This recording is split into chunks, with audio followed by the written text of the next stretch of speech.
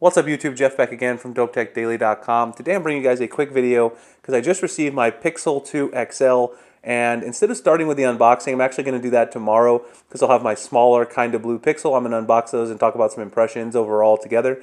Today I wanted to give you guys an answer to a question a lot of people have been asking about the Pixel 2 XL, and that is whether or not the display has issues. Now, as you may know, I did a video on the LG V30 talking about the POLED issues and the banding issues that you see at low brightness. I did a comparison to the Note 8. I'll link that video below if you guys want to check it out. Basically what happens is, at very low brightness, if you're in a dark room, you're going to see banding on the display, what looks like a kind of grainy effect that you'll see, and it is noticeable if you're using your phone at night or something like that. The easiest way to see that in theory is to take the two phones into a dark room and put them on 0% brightness. So I did that, and I'm going to use a neutral display. This is my iPhone, so I can show you guys the picture and what it looks like. So this right here, this is a picture of the LG V30 on the left versus the Pixel 2 XL on the right, and you can kind of see this weird sort of blotchiness on the LG V30 display. The Pixel 2 XL is not as bad. There is some blotchiness here in the top corner and some horizontal banding that does give you a little bit of a grainy effect. I did notice that the LG V30 displays this effect at a much higher brightness tolerance, so even at 15%, the V30 will show this. I had to take the Pixel 2 XL all the way down to 0%. This is 0% brightness with a gray background. Now, obviously, you're not going to be putting your phone on a gray background at 0% brightness, but if you use your phone to read things, for instance, when you're in your room at night in the dark, it's definitely a problem. And you will notice it in terms of the grain that kind of appears on the screen when you're reading something in a dark room.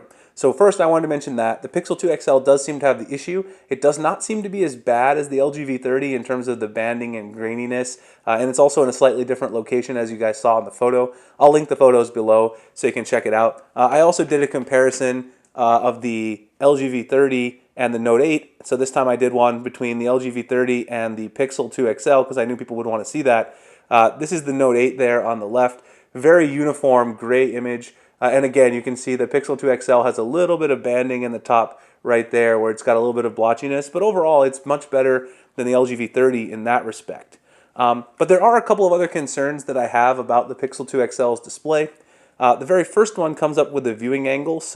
And I think you guys can probably see this even in the video. If you take the Pixel 2 XL and you hold it straight on, it's got a little bit of a warmer tone to it. And if you tilt the angle ever so slightly, look how blue the actual screen sort of becomes. So if I do the tilting there, you guys can even see that on the camera, I'm sure. As you turn it, the viewing angles are pretty awful. The color gets distorted, you get sort of a blue haze on this. This is kind of reminiscent of what we saw with the Samsung displays in the very early days of the Galaxy series when they tried to start first using OLED displays.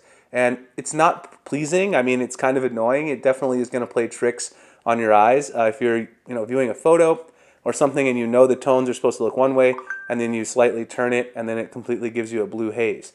This happens on the LG V30 a little bit to some extent. So if I pull up ESPN, I can show you guys the same exact website and you can kind of see what happens on the two. So obviously the color temperature is a little different, but you can see on the V30 when you turn it, you do get that kind of blue tint. I don't think it's quite as bad as the Pixel, but definitely when you turn the two displays, you see a little bit cooler tint than when you view them straight on. So that's not a great look.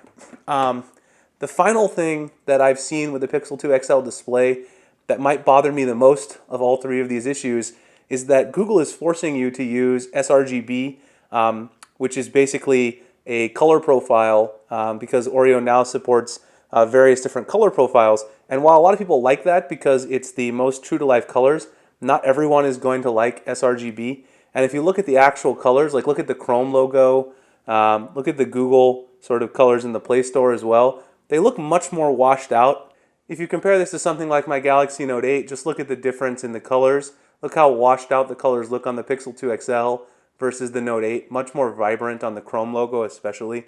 And that's something that's going to manifest itself when you're viewing photographs that you expect to be very vibrant. Now, yes, sRGB is very accurate, but we're used to more saturated displays as consumers. And so I think a lot of people are going to miss the option. Hopefully Google can bring that back for us. If you search here in the settings for sRGB, you'll see right there Picture color mode was something you could tweak in the developer options before, but if you actually tap on that now and you go into developer options, it's nowhere to be found. So if you search inside the actual Pixel, that setting was there, but Google disabled the option for you to turn from sRGB mode to something else. Now they did include in the display options this in advanced vivid colors, which they say boost the vibrancy by 10% more saturated, but I don't really notice much of a difference with it on versus being off. I mean, this is what it looks like off, and this is what it looks like on. It's a very slight difference, and really if you compare it to the Galaxy Note 8, the difference in vibrancy in the colors, on the wallpaper, and also just on the icons is vast. So those are three things. You've got the banding issue, which is something that probably isn't going to get fixed. That's a hardware thing with LG's POLED displays. The V30 has it as well. You've got the sort of blue haze when you tilt it on the viewing angles. That's also a hardware thing for the most part, probably not going to be able to get fixed.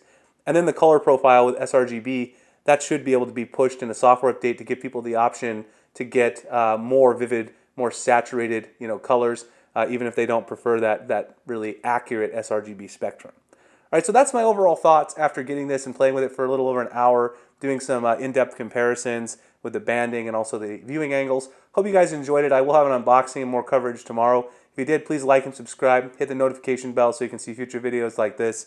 Find me at dopetechdaily.com. Google+, Instagram, and Twitter at the links in the description. Appreciate you guys checking it out, and I'll see you in the next one. Thanks a lot for watching.